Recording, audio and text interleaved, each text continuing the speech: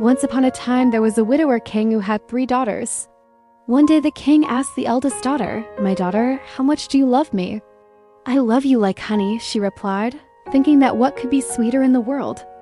Happy with the answer, the king asked the middle daughter, "But how much do you love me, my daughter?"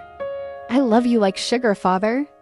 Very happy, the king thought that there could be no other kind of love than the sweetest like honey and sugar. Looking at the youngest daughter, he asked, "How much do you love me, my daughter?" "Like salt and food," she replied with a serene face, smiling with natural love. When the sisters heard the flattering words, they burst out laughing again. Their father frowned and, full of anger, said, "You fool, get away from me with all your salt." Sad and distraught, the little girl leaves the palace courtyard and wanders from village to village until she reaches the neighboring king's court. She stopped at the palace gate and said, "Let me in, mistress, let me in, I will serve you." The maid asks her who she is, and she tells him that she is a poor girl without parents and wants to work as a maid in the palace. The maid takes her into her service, and the girl gets down to work being very diligent and hardworking. After a while, all the affairs of the court were left in her hands. The empress heard the news that the maid's helper is a hardworking, diligent, and trustworthy girl and took her to her side. The empress loved her as her own child. The emperor was surprised by the empress's attachment to this girl. The emperor had an only son with his parents. When the emperor went to war, he also took his son who had been wounded in battle and sent home. The empress put the girl to take care of him.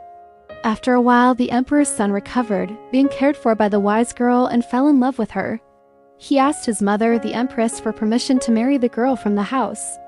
The empress was very happy because she liked the girl very much and said yes.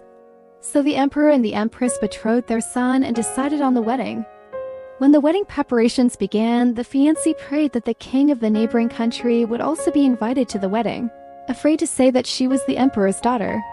And so on the appointed day, the girl was placed on a golden throne, adorned with precious stones, and all the distinguished guests came to the wedding. On the evening of the wedding, the bride ordered the cooks what dishes to cook.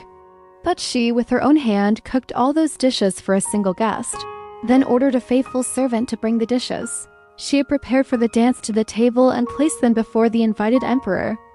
After all the guests sat down at the table, they began to eat and be merry. Only the invited king, that is the bride's father, did not eat much and was surprised how all the diners were eating with appetite food that for the dance did not even taste good to eat. He asked his neighbor on his right how the food was, and he said that it was very tasty, and the neighbor on his left also confirmed the goodness of the food. He was patient and then burst out in a loud voice, "Forgive me, Emperor, the food of the diners is good to eat, only mine is not." The host emperor got upset and called all the cooks to account for this deed.